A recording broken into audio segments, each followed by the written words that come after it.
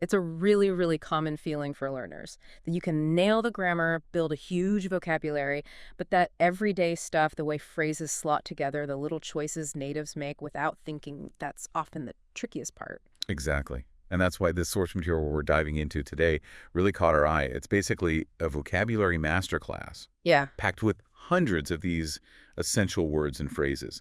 The goal is to bridge that exact gap. Right. It's not just a list. It's focused on how and when you use these things in real conversations. Yeah, getting that inside track, moving past the textbook into how people actually talk. So our mission here is to unpack all this, pull out the really key stuff, and give you, the listener, practical tools to sound more natural, feel more confident. And we're sticking strictly to the insights from this masterclass. And it covers quite a range, doesn't it? It really does. Everything from basic hellos and goodbyes, which you'd think are simple but have nuances, through things like saying, I don't know, that's sounding stuck, using idioms correctly, and then getting into specific situations, travel, work, job interviews. So the idea is understanding the feel and the context, not just memorizing, helping you build those more natural interactions. Exactly. Ready to jump in? Let's do it. So where does this masterclass start us off? Right at the beginning, foundational stuff, greetings and farewells. How do native speakers actually say hello and goodbye? Beyond the first few phrases you learn. Okay, so the guide dives straight into informal greetings, the stuff you use with friends, colleagues, family. And the number one alternative for how are you seems to be how's it going? Right, how's it going? Super common, very relaxed. Definitely. And if it's someone you haven't seen for a bit. Yes, the classic. Long time no see. The source points out you can just slot that in, maybe. Like, how's it going? Long time no see. Or the other way around. Yeah, long time no see. How's it going? Both sound completely natural, according to the guide. It just acknowledges that gap. Okay, makes sense. Then there's that slightly longer one, the present perfect question. What have you been up to lately? Or recently? Yeah, that one can feel a bit more complex. But the source breaks it down nicely. Up to just means doing. So it's really just asking what you've been busy with over the recent period. The present perfect covers that time leading up to now. And you can actually combine all three. The source suggests that for a really authentic feel. Yeah, like, hey, how's it going? Long time no see. What have you been up to lately? Wow. Yeah, that flows really well. Sounds like a complete natural way to kick off a chat. It does. So if someone asks us these questions, how does the source say we should answer? For how's it going? Eat. The standard pattern is it's going, plus an adjective. So it's going great, it's going well, pretty straightforward. Okay. And acknowledging the long time no see part. You just sort of confirm it. The source suggests things like, I know, too long, or yeah, it's been too long. Just a little agreement. Got it. And the answer to, what have you been up to? This is interesting. The guide highlights that even though it asks about activities, a super common answer is simply not too much. Wow. Just not too much. Yeah, unless you actually have something specific and interesting you want to share right away, it's kind of a default casual response. Huh, okay. And after you answer, the crucial step is... turn it back around. The source says a simple and you does the trick. So you can have these quick little exchanges. How's it going? It's going great. And you... Exactly. Or stringing it all together. How's it going? Long time no see. What have you been up to? Oh, it's going well. Yeah, it's been too long. Not too much, just work stuff. And you. See? You're in a conversation. Yeah, it builds that rhythm quickly. Okay, so that's informal chat. What about like walking into a store or dealing with service people? More impersonal. There, the source recommends keeping it simple and polite. Hello or hi there. Those work pretty much anywhere. And the time-based ones, good morning, etc. Yep. Good morning, good afternoon, good evening. Still standard. But the guide adds a useful detail. People often shorten good morning to just morning. Oh. But you don't usually shorten good afternoon or good evening, just morning. Good to know. And that classic confusion point, versus pardon me, especially in North America. The source draws a clear line here. Excuse me is mostly for getting attention. If you need to get past someone, excuse me. Right. Like physically navigate it. Exactly. Whereas pardon me is generally used when you didn't understand or didn't hear what someone said. Sorry, pardon me. Could you say that again? Precisely. That distinction helps a lot. Okay, so we've said hello. Now, thanking people, we need more than just thank you, right? Definitely. The source gives some great options. The standard upgrade is thanks so much, Yeah. And it specifically points out that S on thanks, Crucial S. yes. It's easy to miss, but thanks so much sounds off. It has to be thanks. Good reminder. And for adding even more emphasis, like thank you very much. The guide suggests thanks a million or thanks a bunch. Yeah, thanks a bunch. That feels a little more casual, maybe. Yeah, I think so too. The source also lists some really informal, warm ways for thanking friends. Why? You're the best, and you rock. Ah, you rock. You hear that a lot. Very friendly appreciation. Definitely. And for more formal situations, Yeah. when you need to show more weight, Then you'd use things like, I really appreciate it, or that's so nice of you, that's so kind of you. They convey a bit more depth of gratitude. okay, that's a solid range for expressing thanks. How about responding, saying, you're welcome? The source highlights a huge one for informal settings. No worries. Or the slightly longer, no worries at all. Oh yeah, no worries is massive. It's almost replaced, you're welcome sometimes, hasn't it? It really feels like it in casual contexts. Mm-hmm. Other options the guide gives are happy to help, which is nice and clear, my pleasure, which can feel a bit more formal or sincere sometimes, and anytime. The source makes a point that it's one word here, meaning happy to help anytime. Okay, so no worries for casual, my pleasure, Right. maybe a bit more polite. Right. Got it. Let's talk about the end. Saying goodbye. Farewells. Right. The source points out that just saying goodbye on its own can sound quite final, maybe even a bit cold or formal. So native speakers usually tack on other phrases. Exactly. To soften it or imply you'll connect again. In everyday situations, like leaving a shop or a casual interaction, take care is incredibly common. Just take care. Yeah, or you combine it, bye, take care, bye. All very standard, friendly ways to sign off. Simple. What about specific situations?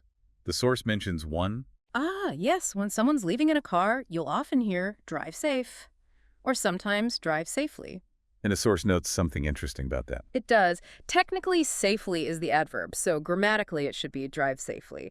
But in reality, drive safe is probably more common in everyday speech. It's one of those cases where common usage bends the rules slightly. Fascinating. Good to know what you'll actually hear people say. Definitely. Now, if you expect to talk or see them again soonish, The guide suggests talk soon or see you soon. Simple implies future contact. and it emphasizes combining these farewells is really natural. Yeah, like layering them up. Exactly, like, okay, see ya, take care, have a good one. Have a good one. That's super versatile, isn't it? It really is. Works anytime, day, night, weekday, weekend. It's a great general purpose farewell. You can also be more specific, of course. Have a good day, have a good morning, afternoon, evening, night. And you can swap out good. Yeah. The source mentions using other positive adjectives like wonderful, fabulous, fantastic, adds a bit more energy. Have a fantastic weekend. Nice. What if you expect to meet again but don't have a date fixed? Bye for now. Works well there. It implies it's not a final goodbye. Okay. And wishing someone well for the rest of a period. Enjoy the rest of your day or your night, your evening, your weekend, your vacation, whatever fits. What about specifically saying goodbye to friends? Any go-to phrases? The source lists see you soon, see you later, and talk soon as the most common ones for friends. And if you do have a plan, And mention it directly. See you next weekend. See you tomorrow. See you at the party on Saturday. you can add a bit of excitement, right? For sure. Can't wait to see you next weekend. Shows you're looking forward to it. Another nice touch the source mentions is reflecting on the time you just spent together. Awesome. Like, it was so nice seeing you, and you can swap so nice for other positives. Awesome, amazing, wonderful, lovely. Oh, I like that. It was lovely seeing you. Yeah. Or you can change what was lovely. It was lovely catching up. It was lovely having dinner with you. It was lovely chatting. It acknowledges the positive interaction. That's a warm way to end. Going back to the car situation, any other safety-related goodbyes? Besides drive safe, you might hear, bye, have a safe trip, especially for a longer journey. Or just a simple, gentle, be well. And if you want to see them again but haven't made plans, maybe encourage them to stay in contact. The source gives a few options here. Bye, let's catch up soon. That's a clear invitation. Don't be a stranger, meaning stay in touch, don't disappear. Right. And the absolute classic, keep in touch. Definitely essential. Okay, let's get into the more informal, even slangy goodbyes. The source mentions these are for friends, family, maybe close colleagues. Yeah, this is where it gets more relaxed. The guide points out the use of gotta, the reduction of got to. So you hear things like, I gotta go, I gotta jet, I gotta head out, I gotta take off, I gotta hit the road, or I gotta get going. Wow, so many ways just to say I have to leave now. Exactly. They all signal your departure. Another really popular one is catch you later, which often gets reduced even further in speech to catch ya later, And even shorter. just later, real casual. The source mentions some more playful ones too. Yeah, these are definitely for people you know well. Catch you on the flip side, or the sillier version. Catch you on the flippity flip. Flippity flip. Okay. Then there's peace out or just peace. The source notes that usage of these varies a lot from person to person. And the super common, simple, informal one. See ya, just a reduction of see ya. You hear it constantly. Makes sense. Now, the source even touches on saying goodbye to romantic partners. It does. Gets a bit sweeter here. Bye, my love, said affectionately. Or that feeling of, I miss you already, maybe even before they're out the door. Yeah, I know that one. And using pet names is very common. Bye, sweetheart. Bye, sweetie. Bye, cuddle bear. Bye, darling. Whatever those special names are. Okay. And there's that one for little kids. The animal one. Oh, the classic rhyme, see you later, alligator. And the source is very clear. The only correct response is, in a while, crocodile. Good to know the protocol. Definitely for the younger set. Okay, that's a huge range from formal to slang. What about professional goodbyes? Work, interviews, networking events. Here, the focus often shifts towards the future relationship or next steps. Phrases like, looking forward to seeing you again soon, or looking forward to working together. And there's a grammar point here the source flags as important. Yes, crucial point. After looking forward to, you need either a gerund, a verb ending in ing, like seeing or working, or you need a noun. So looking forward to the conference or looking forward to the project, not looking forward to meet. Exactly. Looking forward to meeting, or a looking forward to the meeting. That's a common mistake the source helps clarify. Good catch.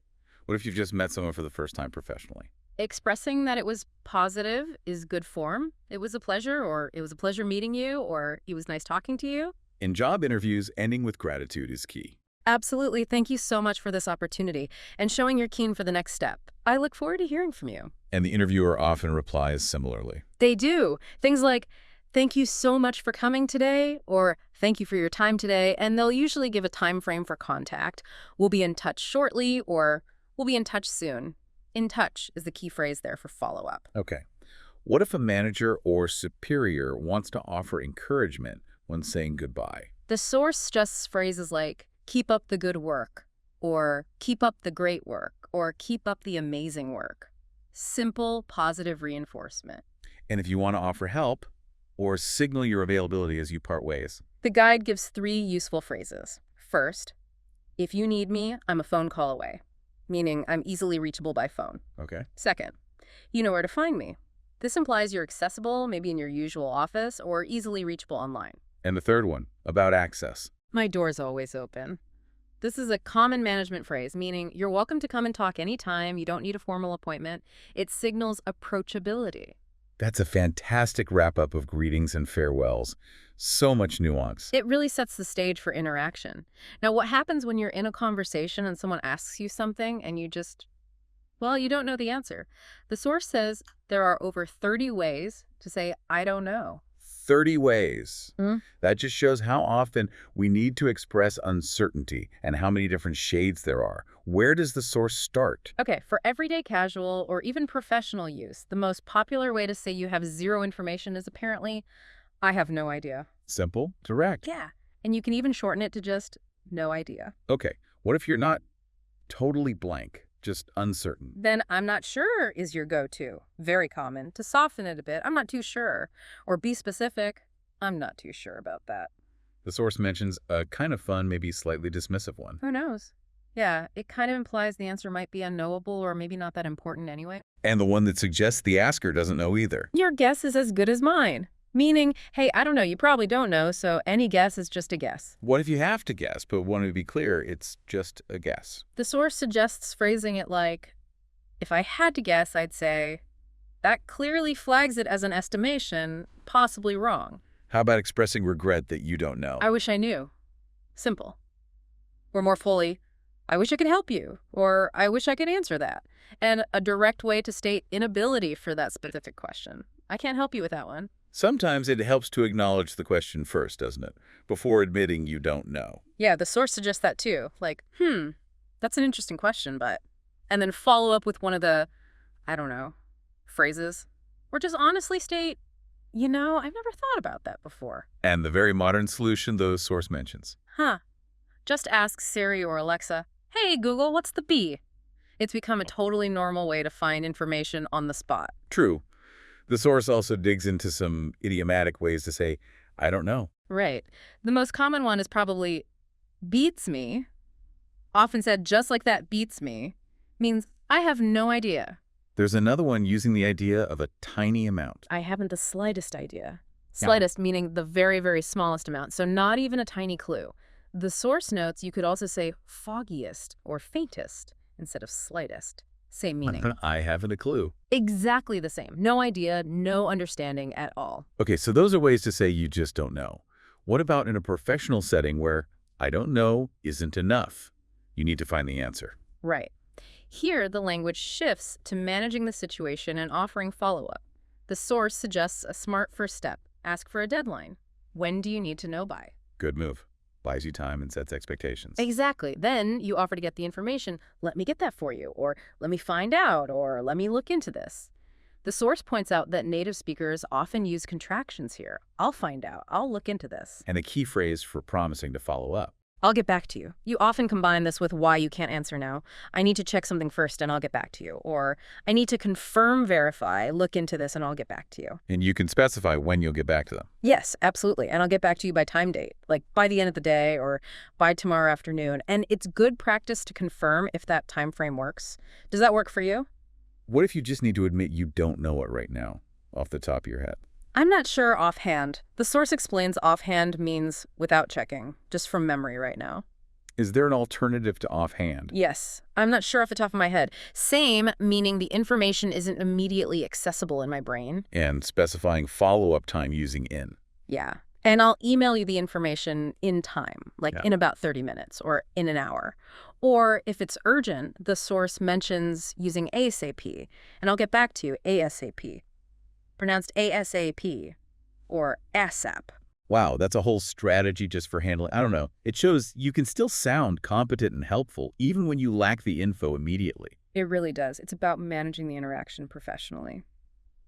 Okay, so moving from not knowing to not understanding, how does the source say we should ask for clarification or check if we are being understood? Right. Crucial for avoiding miscommunication.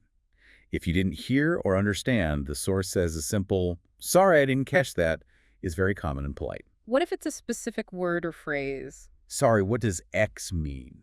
Or if you didn't grasp the overall meaning, sorry, what do you mean by X? And if the problem is how they're speaking, too quiet. Could you speak up a little? The source clarifies speak up means speak louder. Too fast. Could you slow down a little? Using could you makes these requests polite. Okay, now flipping it. When you've explained something, how do you check if the other person got it? The source gives several options here. Very common. Do you know what I mean? Or does that make sense? Yep. You can add to you, but often don't need to. And the really short version. Makes sense. Just like that, with a rising intonation at the end. Super common quick check. Yeah, I use that one all the time. Me too. Mm.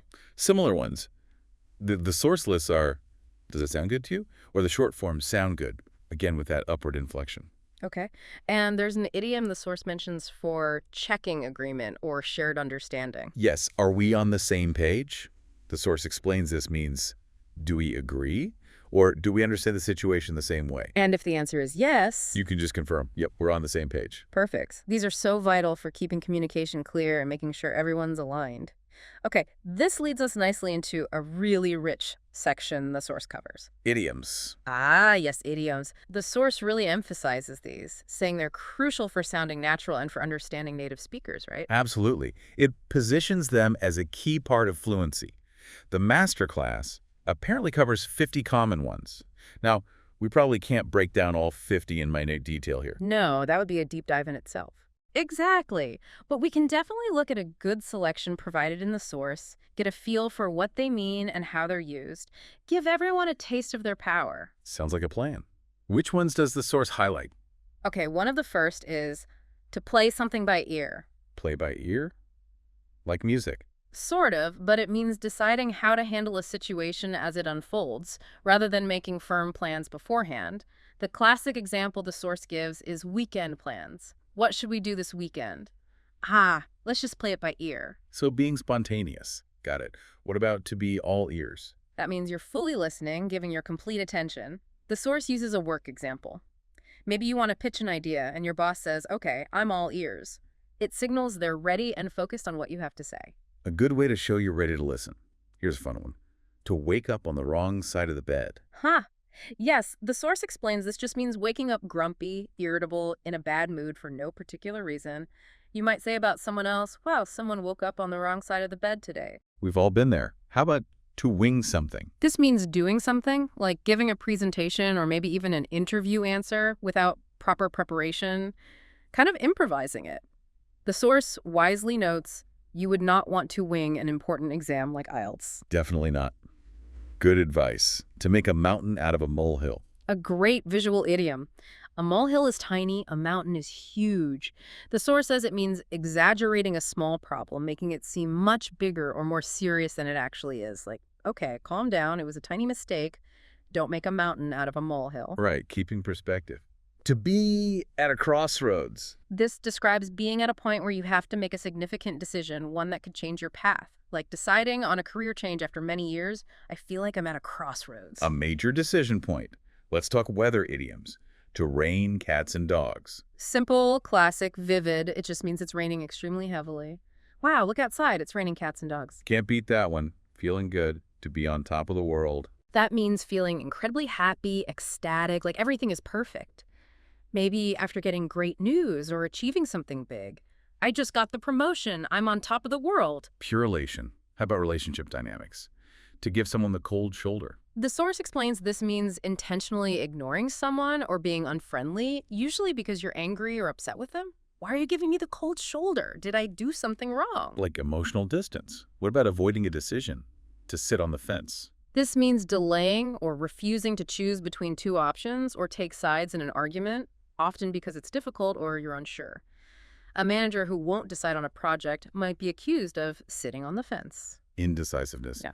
Okay, here's one we saw mentioned earlier, but it's listed as an idiom. To hit the nail on the head. And the source reinforces its meaning here.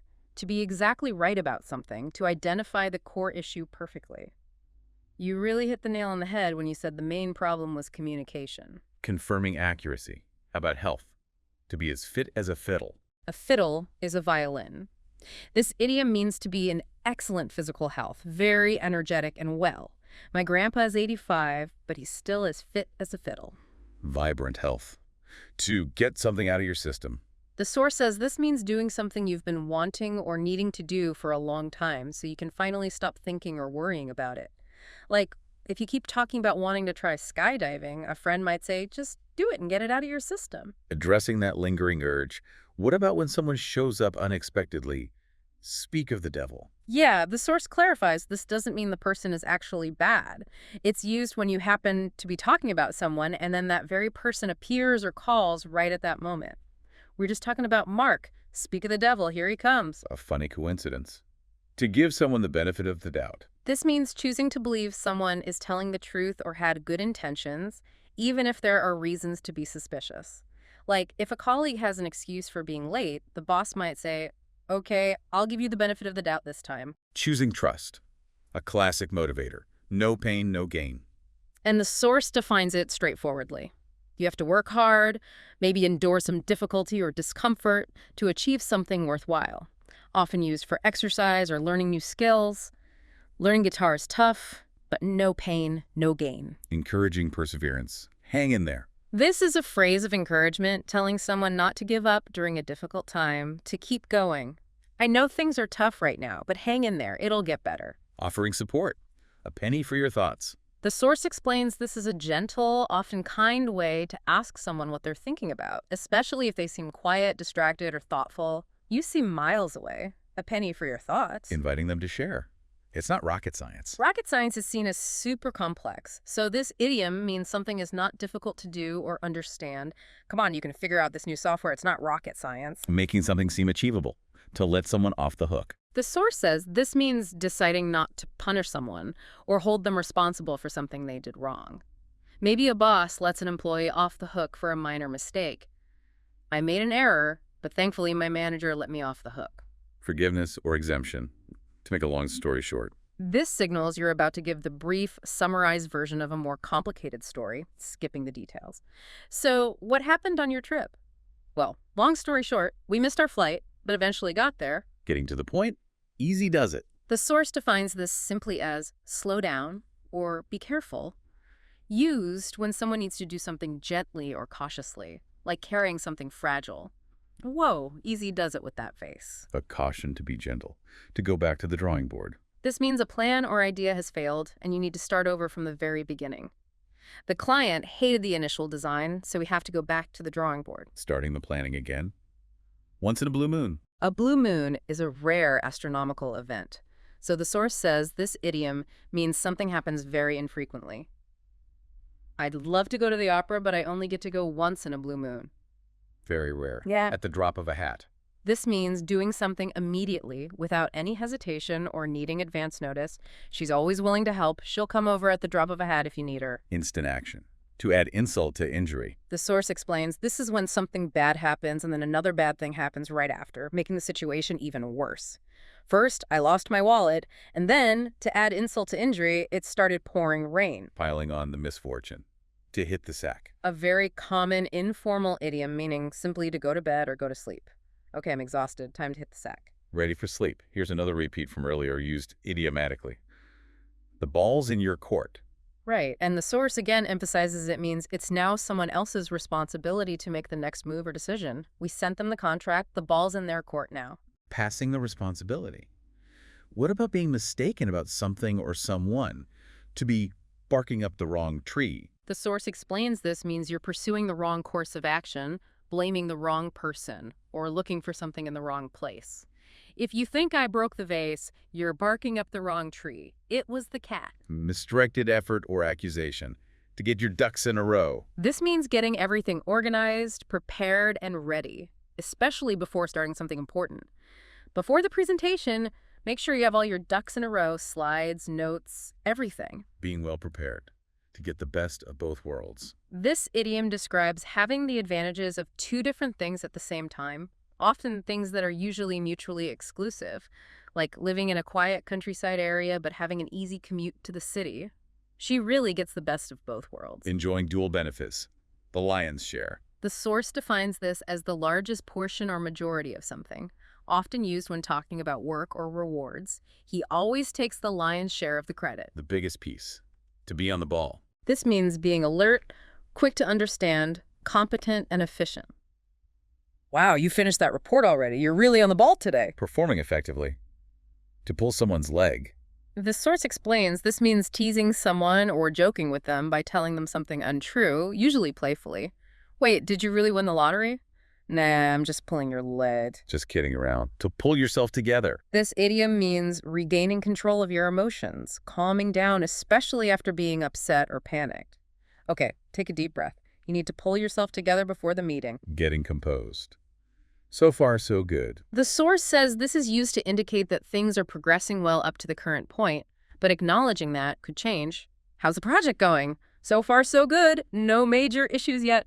A positive status update. To be the last straw. This refers to the final event in a series of annoyances that makes you finally lose your patience or tolerance. He was late again, forgot the documents, and then spilled coffee on me. That was the last straw. Reaching the breaking point. Time flies when you're having fun. A very common saying. It means that time seems to pass quickly when you're enjoying yourself. Wow, is it midnight already? We've been talking for hours. Time flies when you're having fun. Enjoyment makes time speed up.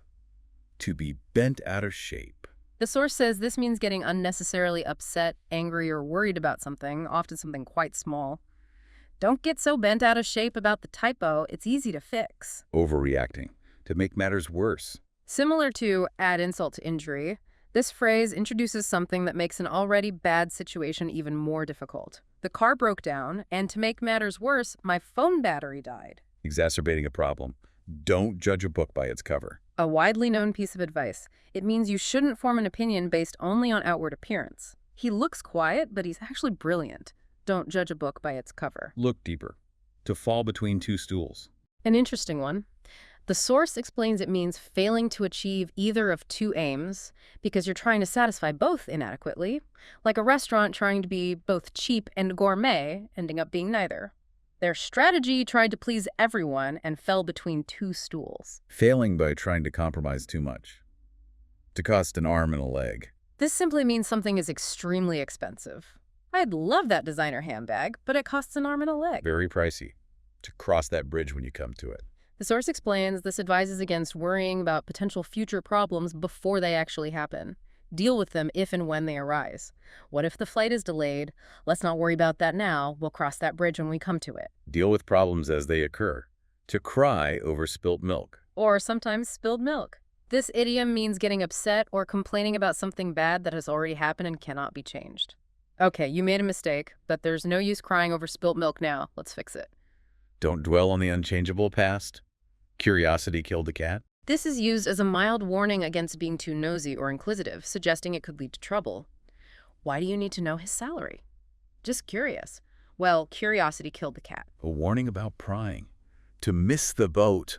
The source defines this as losing an opportunity because you acted too late or hesitated. They were selling cheap tickets last week, but I waited too long and missed the boat. Opportunity lost due to delay. To be on fire. This idiom means someone is performing exceptionally well, having great success, often in a rapid or impressive way, like a salesperson making many sales, or an athlete playing brilliantly. She answered every question perfectly in the interview. She was on fire. Performing outstandingly. To spill the beans. The source says this means revealing a secret or telling something that was supposed to be kept confidential, often accidentally. Don't tell Sarah about the surprise party. She's terrible at keeping secrets and always spills the beans. Revealing secret information. And one more the source defined. To be under the weather. Yes, a very common way to say you're feeling slightly ill, not seriously sick, but just not feeling well. I think I'll take the day off. I'm feeling a bit under the weather. Feeling unwell. Okay, the source listed to be out of the woods. But the definition wasn't complete in our material, so sticking to the ones with explanations, that's a really solid dive into common idioms. It really is. And you can see how sprinkling these into your conversation, naturally not forcing them, but using them where they fit, makes your English sound much more native-like and expressive. Absolutely. It adds color and nuance. Mm. Okay, moving on from idioms, the source then tackles how to share opinions and perspectives. This is huge, especially professionally. It mentions covering over 50 phrases for this. Another area with massive variety. So how does the guide suggest introducing your personal opinion? What are the options beyond just, I think? It recommends picking maybe 2 or 3 phrases you like to start with, then gradually adding more so you don't sound repetitive. It gives a whole list, ranging from common to slightly more formal. Things like, in my opinion, as far as I'm concerned, from my perspective, from my point of view. Personally, I think that. Okay, so several ways to frame it as your view. Exactly. Also, in my view, I'd say that, which is quite common and natural. I believe that, and then stronger versions like I strongly believe that or I firmly believe that. Showing conviction. Right. And even stronger. I'm convinced that, or there's no doubt in my mind that. Also, I feel that in my mind, and it seems to me that. Wow, that's a lot of options just to introduce your viewpoint. It really is. And just using something other than I think immediately makes your language sound a bit more varied and maybe more thoughtful. The source uses an example idea, like we should hire a marketing expert to build our website. And you could introduce that with any of these phrases. It's exactly. From my perspective, we should hire a marketing expert. Or, I'm convinced that we should hire a marketing expert. The guide really pushes for using a variety of these. And the source actually comes back to variations on, I think, later on too, doesn't it? We could weave some of those in here for a fuller picture. Good idea. So for equivalents to I think that sound natural, a source mentions I'd say is very common. Also framing it as if you ask me, I'd say. Okay. For emphasizing it's your personal take, it seems to me that, which we had, but also the way I see it, or even just to me. The source also notes, I reckon, is used in some regions. Right, I reckon has a more specific regional flavor. And then there are phrases you add after stating your opinion, like that's my take on it, meaning that's my view or interpretation. Or the idiom, that's my 2 cents. Which is a casual way to offer your opinion, sometimes implying, might not be worth much, but here it is anyway. Okay, so ways to frame the opinion itself and ways to label it afterwards. What about expressing different levels of certainty, in your opinion? The source covers this too. For 100% certainty, I'm sure, I'm certain, I'm positive. Strong and clear. For more formal certainty, you might use it's obvious that, or employ strong adjectives like indisputable, undeniable, unquestionable, or the phrase beyond a doubt with it's, like it's undeniable that we need to adapt. Very forceful language. What about the opposite? Expressing doubt or uncertainty, in your opinion? Phrases like it's possible that, it's probable that, or it's likely that signal less than full certainty. Okay. And for opinions based more on gut feeling or intuition, not hard evidence, the source gives I figure, I gather, or specifically, I have a hunch that. I have a hunch. I like that one. It clearly signals it's an intuition. And phrases that explicitly show you might be wrong, more diplomatic ways to state an opinion. Yes, the source provides things like, correct me if I'm wrong, but, or, if I'm not mistaken, also to the best of my knowledge, which indicates your opinion is based on what you currently know, acknowledging it might be incomplete. Those are really useful for navigating sensitive topics or admitting limitations. Okay, now disagreeing. The source warns that just saying I disagree with you can sound a bit blunt or argumentative. It definitely can, especially in professional or polite contexts. So what are the softer alternatives? Adding I'm afraid is a common softener. I'm afraid I disagree with you. Makes it sound gentler, more regretful. Okay. What about acknowledging their point first?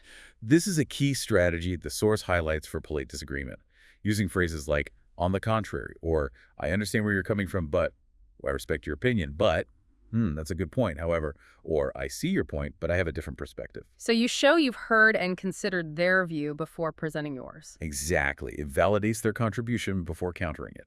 You can also explicitly ask permission. Can I share my opinion? Or frame it as offering another angle. That's one way of looking at it. But have you considered? And the source reminds us again. Combine these disagreement prefaces with your actual opinion phrases. Right, so I understand where you're coming from. But from my perspective, we need to look at the long-term costs. Makes for a well-rounded, polite disagreement. Excellent. Now, shifting slightly, what about sharing a general opinion? Not just your personal view, but something widely believed or accepted. The source provides specific phrases for this too. Things like, it's said that, it's believed that, I've heard that, Yeah. it's considered that, it's generally accepted that, most agree that, some say that. Okay.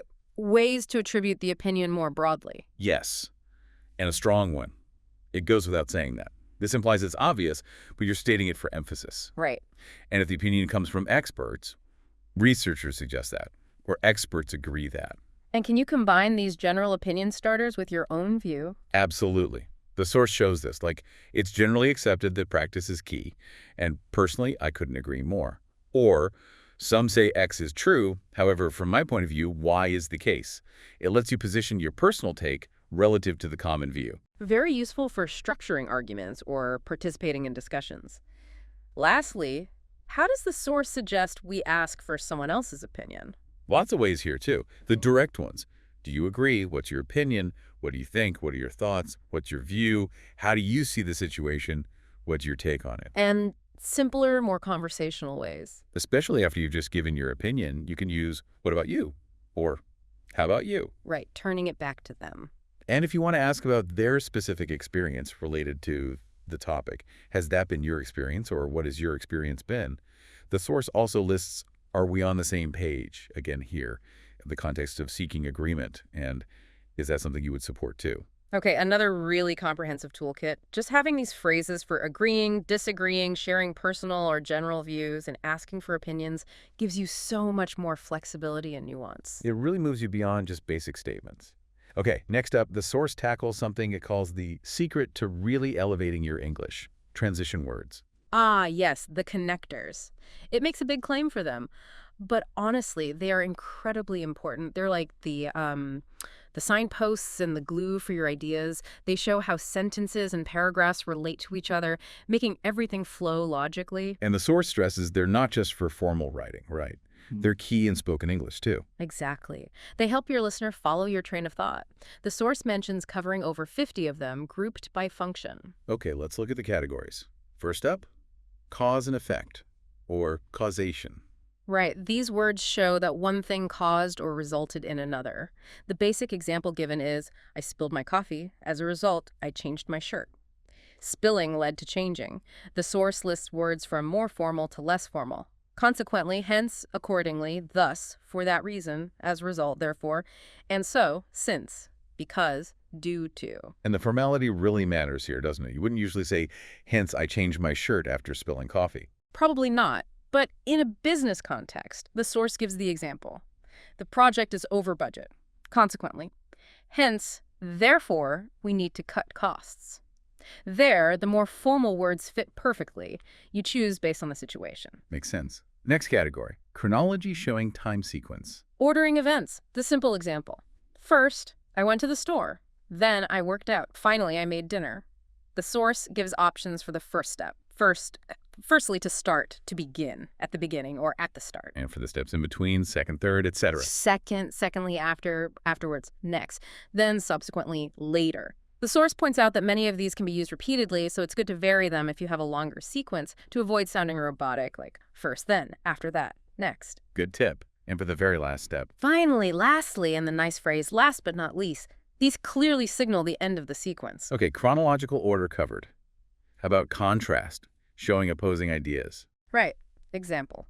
I love ice cream. However, I'm lactose intolerant. Two conflicting ideas.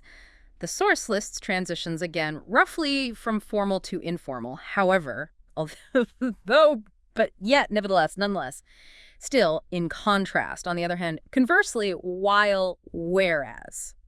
And again, formality dictates the choice. I love ice cream, but I'm lactose intolerant. Super common, casual. I love ice cream, however, I'm lactose intolerant. Sounds more formal, maybe written. Exactly. Or using while or although at the beginning. Although I love ice cream, I'm lactose intolerant.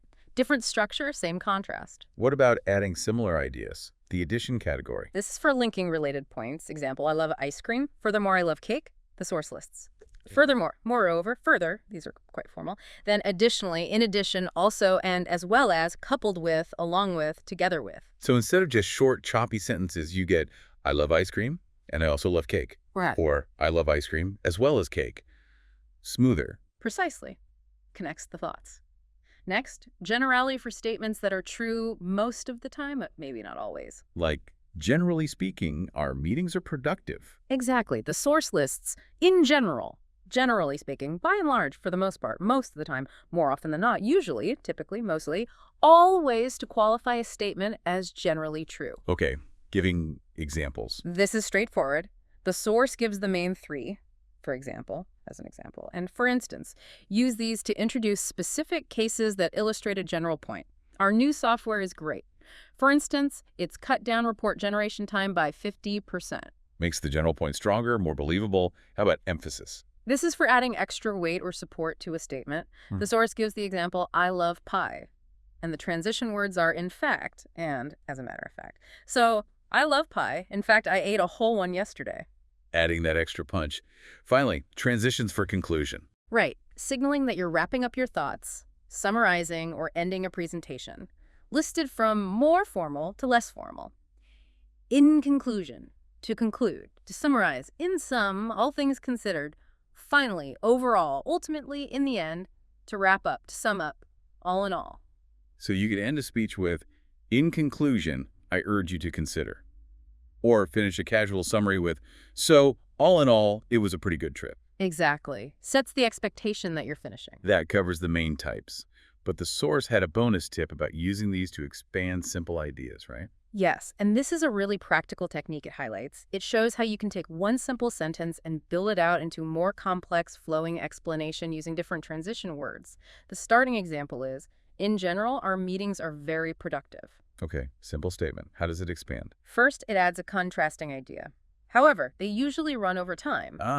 Introducing a downside. Then it gives a specific example of that downside. For example, today's meeting was scheduled for an hour, but it went for an hour and 20 minutes. Making it concrete. Then it shows a consequence, a cause and effect. As a result, I was late for my next appointment. And finally, it adds another related point using addition. Additionally, this happens quite often, which impacts my schedule. Wow. So you went from meetings are productive to a whole paragraph explaining a nuanced situation just by using however, for example, as a result, and additionally. Exactly. It demonstrates how transitions allow you to layer ideas and build a much richer, more coherent explanation from a simple starting point.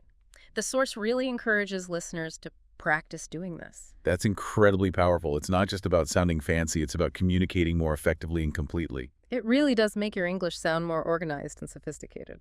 Hmm. Okay, so we've covered general tools. Now the source zooms in on a very specific context. Essential phrases for tourists visiting North America.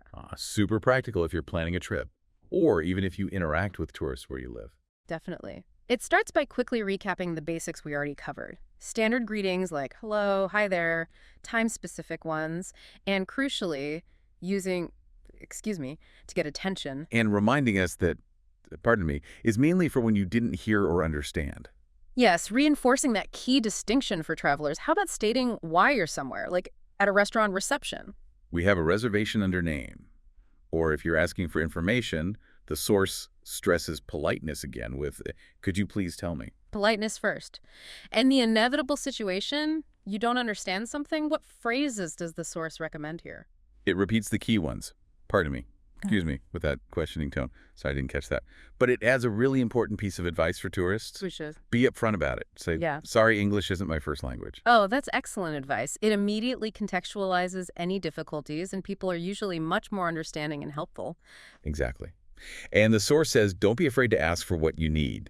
Can you repeat that slower, please? Or ask about specific words.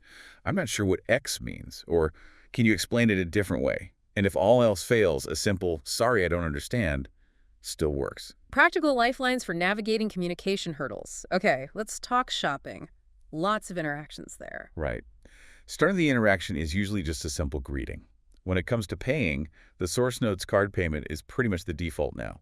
Cash is less common, maybe for small vendors. They'll often just point to the card machine. How do you ask the price of something? Keep it simple. How much is this for one item, or how much are these for multiple? Bags are a common point of interaction at checkout. Yes. They might ask, do you need a bag? Or even just bag with a rising tone. The source explains that paper bags are common now, often have a small cost, and plastic bags might be banned, so having your own reusable bag is smart. If you need one, can you give me a bag, please? Or I need to buy a bag. Putting please at the end often sounds more natural, the source notes. Little nuances like that help. What about receipts? They'll ask, need a receipt? Or want a receipt? Or just receipt. Your options are, no, that's okay, no thanks, or yes, please. And those extra questions they sometimes ask before you pay. Donations, loyalty cards. The source has a great tip here. If you've scanned your items, but they ask something you don't understand before you pay, it's probably optional, like a charity donation or signing up for a store card. If you're unsure, a polite no thanks is always a safe answer. Smart. What about in clothing stores when staff approach you? If you're just looking, the source suggests, I'm just looking or I'm just browsing. If you do need help, I'm looking for item, like a blue scarf. Or ask where things are. Where can I find men's shoes? Or ask if they stock something. Do you carry item? Like, do you carry umbrellas? And trying clothes on. Where can I try this on? Or ask for the specific rooms. Where are the fitting rooms? Or where are the changing rooms? And if you might need to return something later. Ask up front. What's your return policy? Okay, shopping covered. Now, restaurant dining. Another key tourist interaction. Arrival. Greeting, then state your party size. Table for 2, please.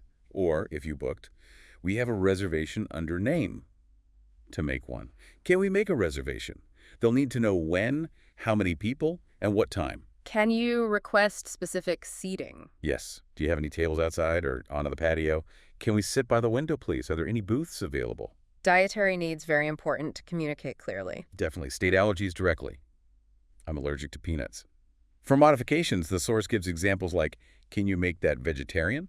Or .vegan, or .gluten-free. How about ordering the food itself? The most common and natural way is I'll have, followed by the dish name, like I'll have the salmon, or slightly more formal, I'd like the salmon. And modifying orders, is that okay? The source emphasizes that yes, modifying orders is very common and perfectly acceptable in North America. You can add things, can you add extra cheese, you can remove things, but no onions please, or whole the onions, or without onions. Hold the onions. That's a classic restaurant phrase. It is. You can also ask for specific preparations. Could you make it extra spicy? Or ask for things separately? Can you put the sauce on the side? Don't be shy about asking for reasonable modifications. Good to know. What about drinks, especially water? Ask politely. Can you bring us some water, please? They might ask, sparkling or still bottled. If you just want regular tap water, the source says to reply, tap water is fine. It notes tap water is usually free and perfectly safe to drink everywhere, sometimes called house water. Very useful local knowledge. Finding the facilities. Ask where are the bathrooms or where are the restrooms. The source specifically advises against using the word toilets in this question. Ah, good cultural note. What about leftovers if you can't finish your meal? Very common to take leftovers home. Ask, can I have a to-go box, please? Or can you wrap this up or could you pack this up? All mean the same thing. And getting the bill at the end? When you're finished, maybe decline dessert or coffee. Then say, just the check, please, or just the bill, please. Check and bill are interchangeable. Or ask directly anytime. Can you bring me the check bill, please? You might also need to ask, where do I pay, if it's not clear. And the tipping situation. And the source explains tips, or gratuity, are rarely included automatically, but are generally expected, usually 10–20% of the bill. You typically add this yourself, often selecting an option on the card machine when you pay. Okay. One more modern necessity, Wi-Fi. Yes. Ask, do you have Wi-Fi? Or is there Wi-Fi here? To get the password. What's the Wi-Fi password? If it's long or complicated, the source suggests asking them to write it down, repeat slowly, or even just handing them your phone to type it in directly. Practical tips. Okay. Yeah. Shifting from places to movement, getting around. The source notes that with smartphones and GPS, asking strangers for directions is less common now, but it still provides the key phrases. Always good to have just in case. Right. Always start politely with, excuse me, then, excuse me, do you know how to get to place X? Excuse me, which way is place Y for transit? Excuse me, does this bus train go to destination Z? Excuse me, which bus train will take me to destination Z? Straightforward. And that other common request tourists often make of strangers. Asking someone to take their photo. Excuse me, do you mind taking our photo? The source highlights the ing form, gerund, after do you mind? Another option. Excuse me, could you please take our picture? Photo and picture are interchangeable here. Perfect. And the source ends this tour section with a reassuring thought. It does. It reminds listeners that people in North America interact with non-native English speakers all the time, are generally friendly and patient, and that having an accent or making occasional mistakes is perfectly fine and won't ruin your trip. The goal is clear communication, and these phrases help achieve that. That's a great takeaway. It's about connection, not perfection.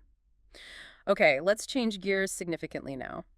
The source moves into more advanced phrases for quite formal situations, specifically mentioning things like the IELTS exam or job interviews. Right, this is about polishing your language for situations where precision and sounding proficient really matter.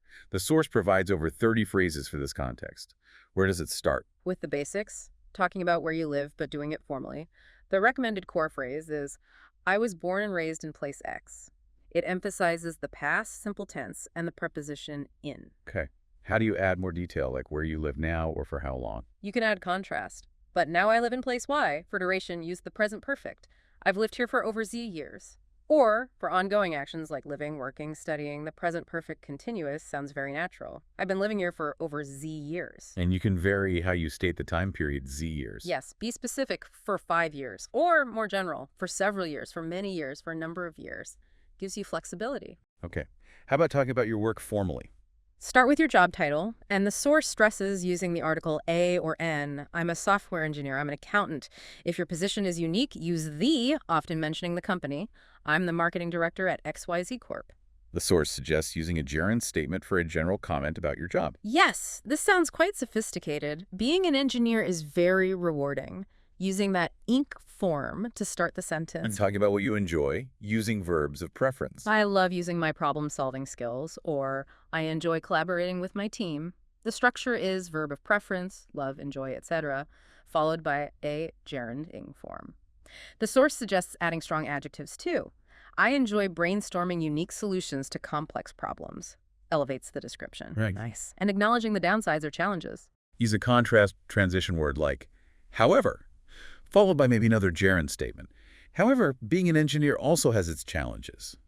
Then specify the challenge, perhaps using specifically.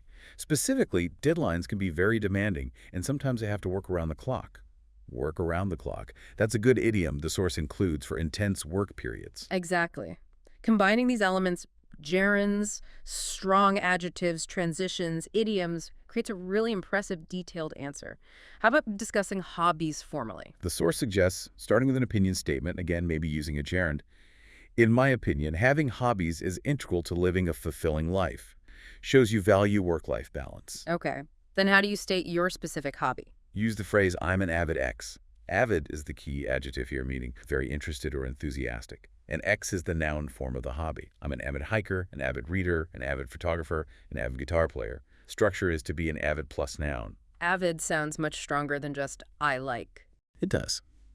Then, explain why you enjoy it, perhaps with another gerund statement. Hiking gives me the opportunity to disconnect and appreciate nature. The source notes you generally use the ing form, hiking, or sometimes the activity noun, playing guitar gives me, or guitar gives me. What if you don't really have hobbies right now? Maybe because you've been focused on work or study, but you intend to start one. How do you handle that in an interview?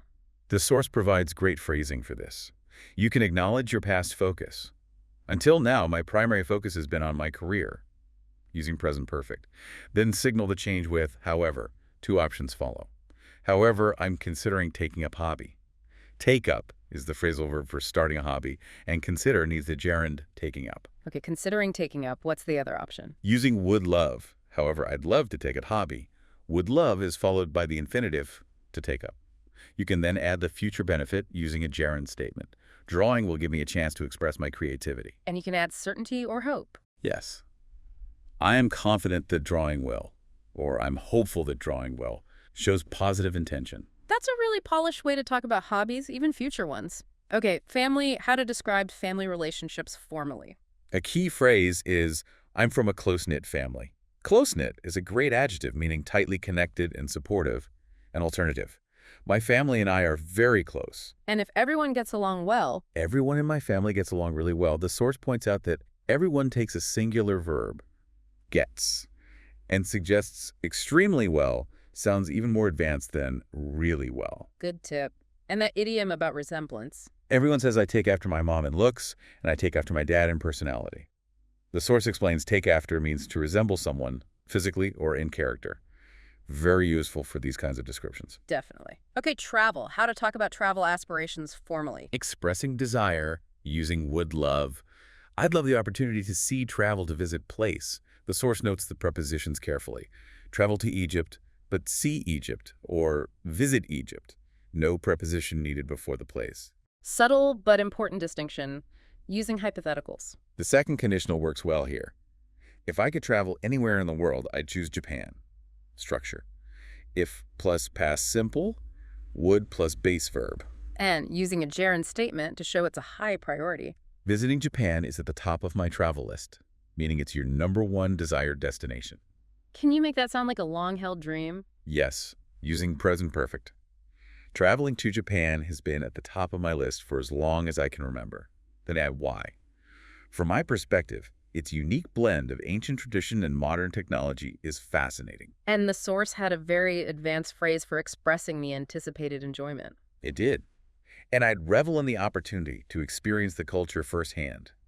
Revel in the opportunity plus infinitive means to take great pleasure or delight in the chance to do something.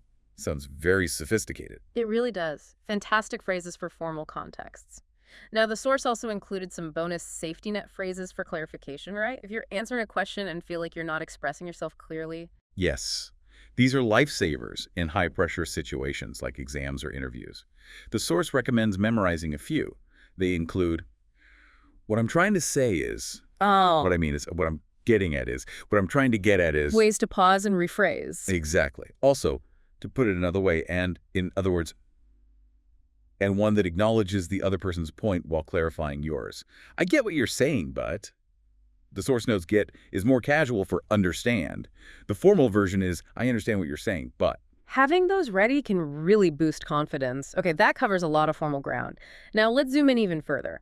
Advanced phrases specifically for the workplace. The source lists 25 professional phrases. Right. These are the kinds of expressions you'll hear and want to use to sound fluent and integrated in a North American professional setting. Let's maybe pick out some key ones and discuss how the source explains their use. First up, I'm on board with that. Okay, on board. What does that signify? It means you agree with a proposal or plan. You support it. The source gives the example. We discussed the new marketing strategy, and the whole team is on board. It reminds us to conjugate to be, I am, he's, we're on board, and use the preposition with on board of the plan. Got it. Agreement and support. Are we on the same page? We saw this earlier, but in a work context, it's specifically checking for shared understanding or agreement about a work-related topic before moving forward. Example. Okay, before we finalize the report, are we all on the same page regarding the key findings? It prevents misunderstandings later. Crucial check-in. It's a win-win situation. This describes a scenario where both parties or all involved benefit. The source actually uses its own masterclass as an example. The creators benefit and you, the learner, benefit. A mutually advantageous outcome. Nice example. What are your thoughts on this? A standard, polite way to solicit opinions or feedback at work. Much better than just, what do you think? Sometimes. The source notes you should specify the topic. What are your thoughts on the latest sales figures? We need to think outside the box. A very common call for creative or unconventional thinking, especially when facing a difficult problem. Our usual approaches aren't working. We really need to think outside the box for this campaign. Encouraging innovation. Let's circle back to that later. This means postponing discussion of a topic, usually due to time limits or needing more info. That's a valid point, but let's circle back to it after we've covered the main agenda items. The source notes it's often used as an imperative. Let's. A common way to manage meeting agendas. We need to prioritize our tasks. Simply means organizing work based on importance and urgency. Okay, team, we have a lot on our plates this week. Let's prioritize our tasks first thing Monday morning. Please keep me in the loop. A request to be kept informed about updates or progress on something. I'll be out of the office tomorrow, but please keep me in the loop on any developments with the client. The source highlights using please for politeness and the preposition on keep me in the loop on this issue. Good details. Have they ironed out the details? This means asking if the specific, often complicated points of an agreement, plan, or contract have been fully resolved and clarified. Did they sign the contract?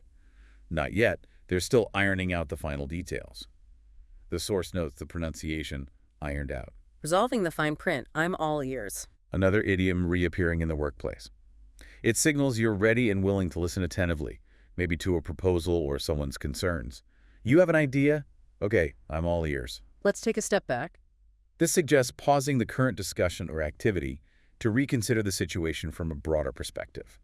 We're getting bogged down in minor issues. Let's take a step back and look at the big picture, again, often used imperatively. Gain perspective. I beg to differ. The source describes this as a formal and polite way to state disagreement in a professional setting.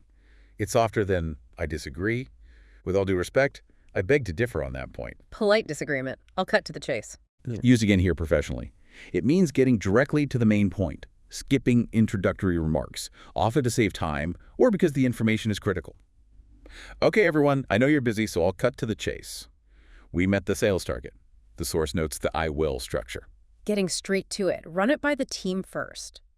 This means to share an idea or plan with a specific group or person to get their input, feedback, or approval before proceeding.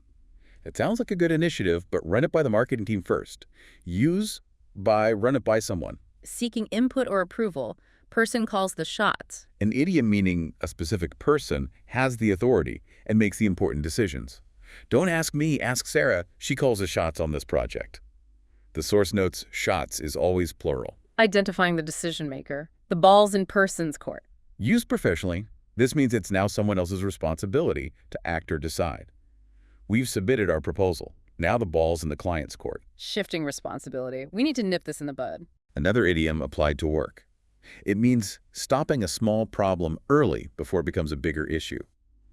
I've noticed a few people bending the rules on expenses. We need to nip that in the bud right away. Notes the verb nip. Early intervention. It's not my cup of tea. Used even professionally to express personal dislike or lack of interest in something, usually politely. He asked me to manage the social media account, but honestly, it's not really my cup of tea. Expressing preference politely. They hammered out the agreement. Similar to ironed out, but often implies more negotiation or effort was involved in reaching the final agreement or plan. After 3 days of intense talks, they finally hammered out a deal, often used in the past tense. Reaching a difficult agreement. We're swamped right A now. very common informal way to say you're extremely busy, overloaded with work. Can you help with this? I'd love to, but I'm absolutely swamped this week. The source notes it's to be swamped, using the ed form. Very busy. We'll take that into consideration. A standard, somewhat formal phrase used to acknowledge feedback or a suggestion, indicating it will be thought about during decision-making without necessarily promising to adopt it. Thank you for your suggestion. We'll take that into consideration. Acknowledging input. We need to think long-term. Emphasizes considering the future implications of decisions, not just immediate results. This solution works now, but we need to think long-term about its sustainability. Future focus. Sorry, I'm tied up. Means you're busy or occupied and therefore unavailable. Could you join the call? Sorry, I'm tied up in another meeting right now. The source notes, you can specify what you're tied up with. Unavailable due to being busy. Let's put our heads together. A call for collaboration or brainstorming, suggesting that collective thinking will yield better results. This is a tricky problem. Let's put our heads together and see what we can come up with. Collaboration. And the last one. To play devil's advocate. This means arguing against a position or proposal, not because you necessarily disagree, but deliberately to test its weaknesses and explore counter-arguments. I actually support the plan, but let me play devil's advocate for a moment. What if our main competitor reacts this way? It's a technique to ensure thorough consideration. Exploring opposing views critically. Wow, that's another incredibly useful set of phrases. Using those correctly would definitely make someone sound more professionally fluent. Absolutely. It's See? like learning the specific language of that environment. Okay, building even further, the source dedicates a section to advanced phrases specifically for job interviews, often tied to common questions. Over 50 expressions here. Right, because interviews are such a high-stakes formal situation, having precise and impressive language is key. How does the source suggest tackling that all-important opening? Tell me about yourself. It provides a crucial starting phrase. I have more than over almost X years of experience. It explains more than or over if it's above X, almost if it's just below. And it suggests using round numbers, like almost 10 years if you have 9. Okay, quantifying experience clearly. Then add your role. Yes, as a Gaian job title. Again, stress in the article, a Gaian, you can also specify the field, in the finance field, or in the healthcare industry, or in the nonprofit sector. Got it. How about describing your responsibilities in those roles? Use the structure. In this role, current. In that role, past, I was responsible for. Using the correct tense. And the source makes a vital grammar point here. After responsible for, you must use a gerund verb, ending in ing. Ah, so not responsible for manage, but responsible for managing. Exactly.